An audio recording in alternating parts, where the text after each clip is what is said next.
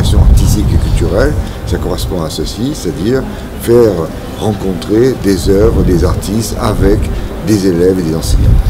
Le cadre de tout cela, c'est ces commissions qu'on a mis en place, ces conventions avec des collectivités, parce que notre souci c'est de travailler certes avec l'éducation nationale, c'est quand même un premier partenaire de base, mais aussi avec toutes les collectivités, et de favoriser si possible les regroupements, communautés de communes ou les agglomérations, ce qui ici est le cas. Il faut tout d'abord avoir, c'est le cas, un certain maillage d'équipements. On a cela sur le territoire, alors certes autour de Grasse ou Montsartou, ici principalement, avec les lieux qu'on connaît. À côté, il y a aussi tout un milieu associatif qui est très dense, dont on avait fait à peu près l'analyse qui a été rappelée ce matin.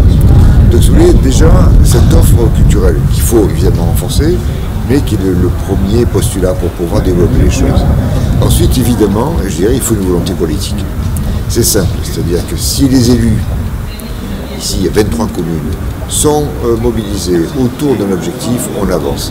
On ne fait rien, si vous voulez, sans la participation des communes et des collectivités. Donc la deuxième condition, c'est celle-ci. Ici, elle est portée par le président de l'agglomération et un certain nombre d'élus, de façon forte, puisqu'il y a eu cette volonté de signer une convention avec l'État, et puis on a entendu ce matin aussi les propos du maire de Grasse et président de l'agglomération. On se sent très engagé dans ce travail-là.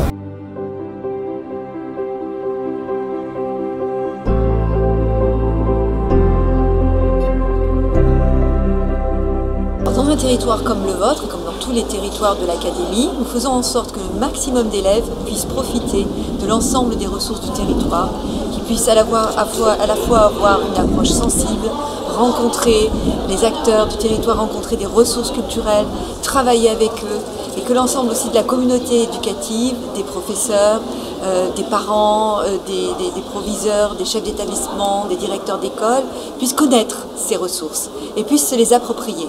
Parce que c'est bien là l'enjeu, c'est-à-dire que chacun et chacune, et que tous les enfants puissent un jour devenir des citoyens à part entière et puissent connaître tout ce qu'ils ont à portée de main. Et c'est notre travail, ça de leur faire connaître, de leur faire partager ces ressources-là. Et on a de la chance parce que dans ce territoire, on a tout ça. On a un patrimoine très riche, à la fois matériel et immatériel.